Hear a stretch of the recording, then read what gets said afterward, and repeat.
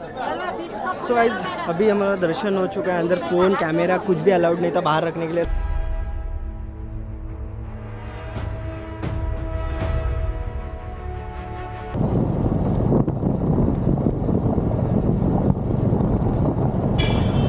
Good morning guys, आपलं स्वागत आहे आपल्या भावाच्या चॅनलवरती ट्रॅव्हल विथ आदिनाथ। कसे आहात? मजेत ना? मी पण मस्त आहे। इथे 8 वाजलेत पण टेम्परेचर काही कमी झालेलं नाही आहे। 14 डिग्री टेम्परेचर चालू आहे। मी काही जॅकेट घातलेलं काही नाही आहे। एक तर सर्दी आहे, डोकं काल रात्रभर दुखत होतं। कल का दिन मेरा शिरडी का दर्शन होने के बाद सोने में गया, उसका आधा दिन मेरा भी 1 बजे से कुछ 6 बजे तक का भी सोने में गया।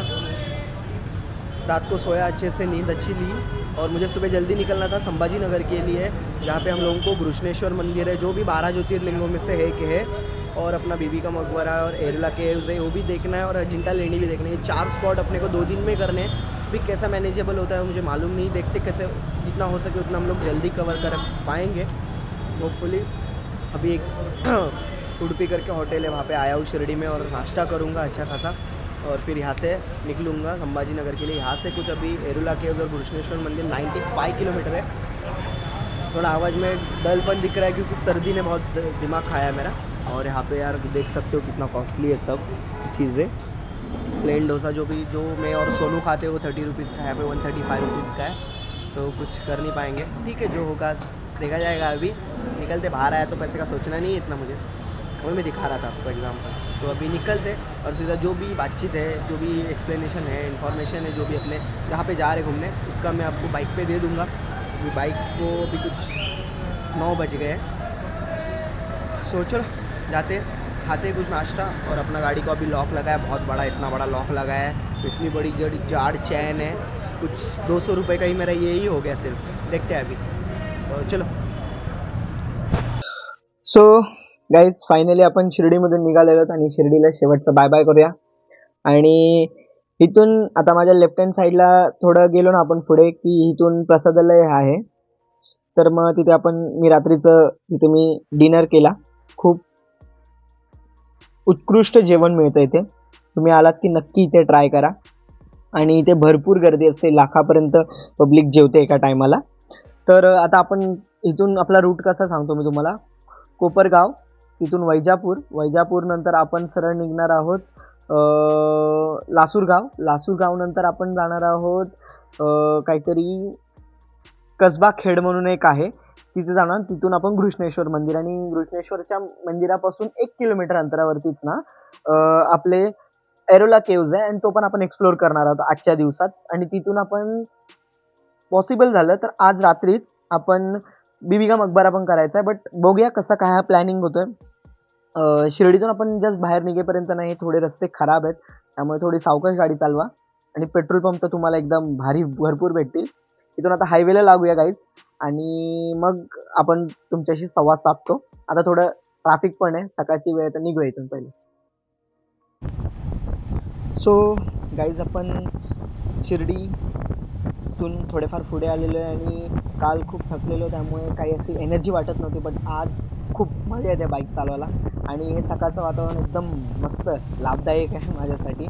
आणि माझं एक ओपिनियन आहे गाईज, म्हणजे मी भरपूर रायडरकडून बघितलं आहे, स्पीडपेक्षा ना गाईज कंट्रोल महत्त्वाचं आहे। जास्त वेगाने जाणं सोपं असतं, बट योग्य वेळी ब्रेक मारणं, बॅलन्स आणि निर्णय घेणं, हाच एक खऱ्या रायडरची ना ओळख आहे।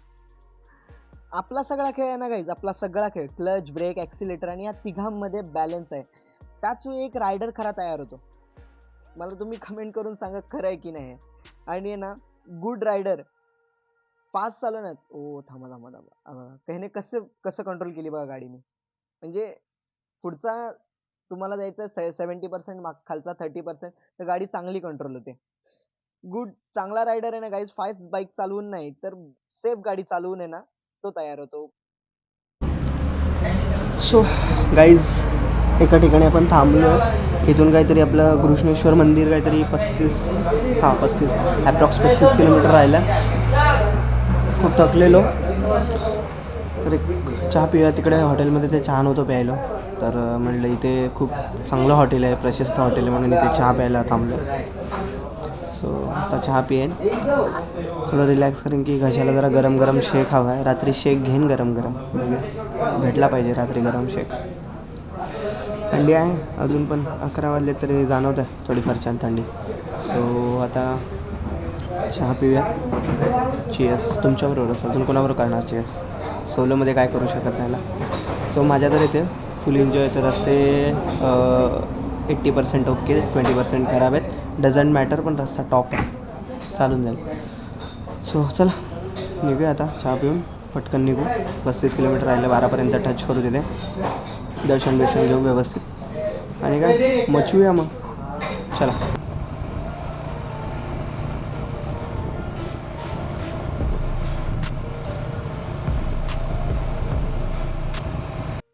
सो गाईज, चहा पिऊन थोडं रिलॅक्स करून आता आपण निघालो आहे. कडक ऊन पडलं आहे.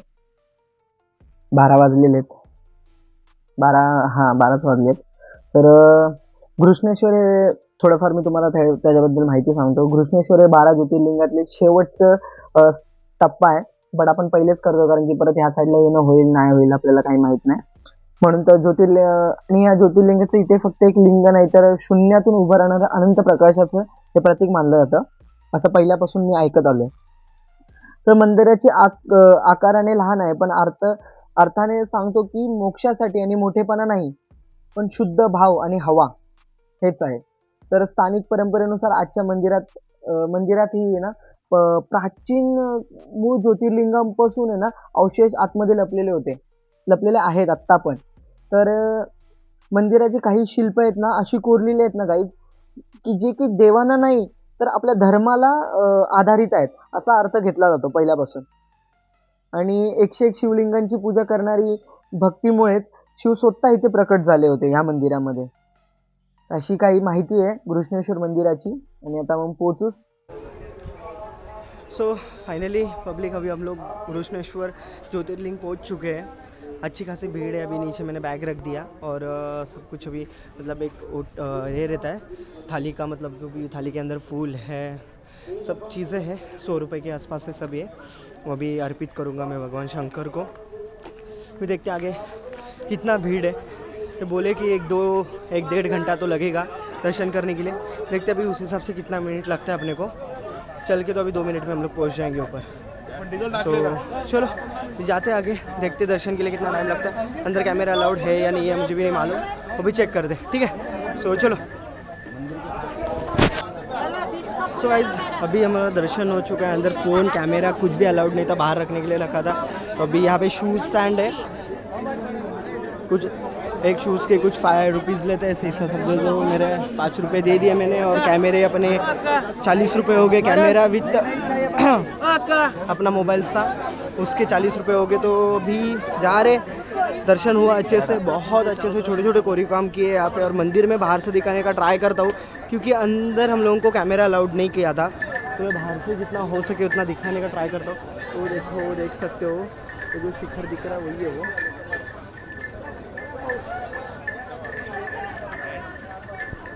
होपफुली देख सकते हो क्योंकि बहुत अच्छे से है. मतलब पूरा नीचे का जो एरिया बेस है ना वो पूरा मतलब चॉकलेटी है, मतलब ब्राउन कलर का है. और एकदम छोटा छोटा उसके अंदर कोरी काम किया है. तो अभी होपफुली यहाँ से दिखे.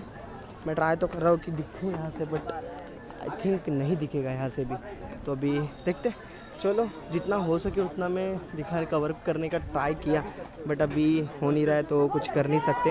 भी जाते नीचे और जहाँ से हम लोगों ने भगवान के फूल और ये सब लिए थे वहाने के लिए, वो भी लेते हैं. और अंदर बहुत सुंदर मूर्ति थी.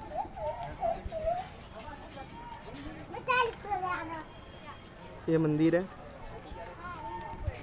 फाइनली दर्शन ये सब हो गया अच्छे से. भी निकलते एरोला केव्स देखने के लिए. देखते अभी कैसा क्या. भूख तो बहुत लगी है. रुकने का प्लान है आगे किधर, तो देखते अभी. सो चलो सीधा था बाइक पे. गाइस मैं खूब एक्साइटेड है, बहुत एक्साइटेड हूँ क्योंकि अभी यहाँ से 1 किलोमीटर सिर्फ अपने अभी एरोला केव्स बचा है. और ये मेरा फ्रंट वाला एंगल इंस्टा 360 वाला कैसा आ रहा है कमेंट करके मुझे ज़रूर बताना. मुझे इस बार ये इंस्टा 360 का मतलब बहुत मज़ा आ रहा है गाड़ी चलाने में और राइड करने में भी. तो अभी जाते और देखते एरोला केव्स. मैं फर्स्ट टाइम जा रहा हूँ, तो चलो.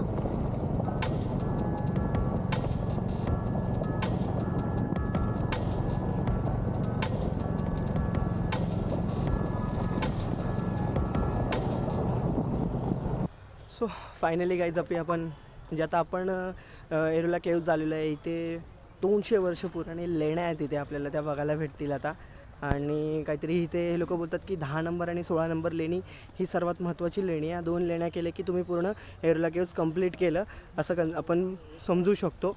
टोटल काहीतरी 16 लेण्या आहेत आपल्याला, पण माझ्या महत्त्वाच्या ज्या लेण्या आहेत ना मी त्या करणार आहे, कारण की आपल्याला पुढे पण अजून जायचं आहे. महत्त्वाच्या 3 का 4 लेण्या त्या करूया आणि पुढे जाऊया. सो आता जाऊया पुढे काय काय आहे बघूया आणि मग तुम्हाला पण दाखवतो. फुल एन्जॉय, फुल धमाल येते आज. आणि आजची राईड पण खतरनाक झाली आपली. हे बघा इकडचं खूप सुंदर. सो चला बघूया. So welcome to Ellora caves guys. आणि थोडीफार माहिती सांगतो एलोरा केव्जबद्दल. मला जी माहिती आहे भारतातील हे एक ठिकाण आहे जी शिल्पकारांनी दगडातून हजारो टन दगड काढून भव्य मंदिर आणि मठ कोरले गेलेले आहे. आणि गाईज हे औरंगाबाद शहरापासून आहे ना 30 किलोमीटरच्या अंतरावरती. आणि ह्याचा कालखंड ना गाईज काहीतरी 2000 वर्ष पुराण हे एलोरा केव्ज मानलं जातं. आणि ह्या लेण्या काहीतरी टोटल 100 आहेत, पण 34 पब्लिकसाठी ओपन आहेत आणि 34 महत्त्वाचे आहेत म्हणून त्या ओपन आहेत. 3 धर्माचे संगम आहेत तिथे गाईज, बौद्ध लेणी, हिंदू लेणी आणि जैन लेणी. तर हे समोरचा एरिया जो मी बघताय ना तो आपल्या 20 रुपयाच्या नोटीवरती सिनारिओवर आपल्या हा सिनारिओ तो 20 रुपयाच्या नोटीवरती आहे आपल्या, तुम्ही बघू शकता. आणि इकडचं सर्वात महत्त्वाचं आकर्षण म्हणजे जे की कैलास टेम्पल गाईज. की दुनियातलं सर्वात मोठं मोनोटेक्निक टेम्पल एका दगडातून कोरलं गेलेलं आहे. कसं बनवलं गेलं गाईज, तर टॉप टू डाऊन आहे ना क्रेविंग टेक्निक वापरून बांधकाम केलं गेलं, ज्यामुळे ना हजारो टन दगड काढले गेले. तिथून खांब, मूर्त्या आणि शिवपुराणातील काही कथा कोरल्या गेलेल्या आहेत. तिथे मागे एका आपल्या देवीचं, तुम्ही महाकालीचं दगडात कोरलेली मूर्ती बघू शकता. तर इथे इंटरेस्टिंग फॅक्ट म्हणजे काय माहिती आहे का गाईज, की एरोला केव्जची निर्मिती ना किती लोकांनी काम केलं असेल ह्या एरोला केव्जवरती. तर काही वैज्ञानिक बोलतात की ह्या केविंग कामासाठी हजारो टन दगड काढले गेलेत. यावर शेकडो कामगारांनी काहीतरी काम केलेलं आहे गाईज, शेकडो. बघू शकता. आता वरती जाऊया आपण, चला. अभी ये आपको दिखाया, अभी हम लोग उसके ऊपर जाने वाले हैं और देखते हैं ऊपर क्या क्या है. और मुझे तो बहुत एक्साइटमेंट है कि ऊपर क्या क्या होगा. अभी हाथ से तो देखो ये है गौतम बुद्ध, देवी है, सॉरी देवी है. भी महाकाली का है रूप. चलो ऊपर जाते हैं और क्या क्या है एक्सप्लोर करते हैं और भी. चलो. और ये देखो यहाँ पे शंकर भगवान की मूर्ति है.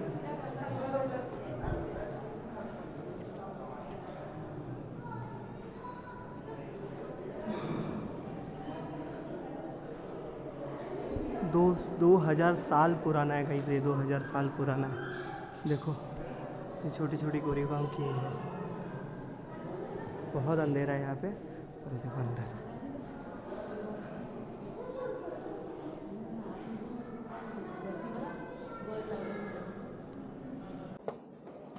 यहाँ से नीचे जाने के लिए. और ये बहुत सुंदर है गाइस, ये बहुत सुंदर है कलाकृति. कैसे बना ही रहेगी यार. मंडळी इथे यायचं असेल तर बेस्ट टाईम आणि विजिट म्हणजे जसं की ऑक्टोबर ते मार्च ह्या ह्याच्यात या, कारण की वातावरण थंड असतं, आरामदायक आहे. आणि पावसाळ्यात जरी आलात तरी बेस्ट आहे, कारण की हिरवळ आणि वातावरण छान असतं, जमीन ओलसर असते, त्यामुळे थंडावा जाणवतो. नाही तर औरंगाबाद हा थोडा एरिया गरमवाला आहे. आणि काय भारी दिसत आहे. आता मी तुम्हाला एक ड्रोन शॉट दाखवतो. आणि एरोला केव्ज जस्ट प्राचीन मंदिर नाही, एक इंजिनियरचे चमत्कार नाही, तर मानवाने कलात्मकतेच्या सर्वोच्च प्रतीक मानलं. त्यांनी एकदा नक्की इथे येऊन भेट द्या गाईज, नक्की भेट द्या.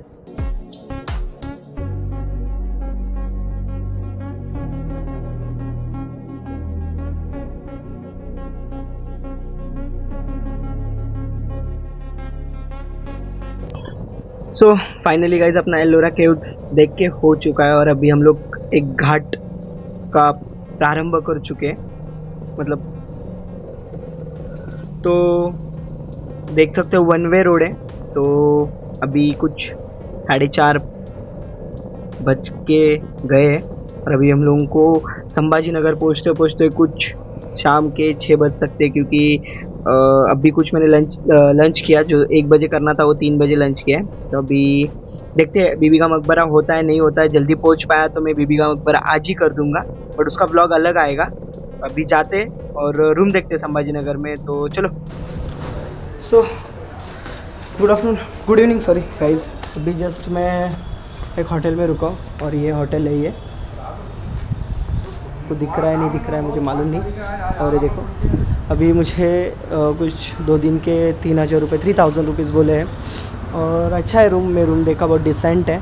और अभी आज का तो मेरे 2 मैंने एक्सप्लोर किए, जो कि अपना एरोला केव्स है और ज्योतिर्लिंग जो अपना कृष्णेश्वर वो किया मैंने, और अपनी ये रुद्रा।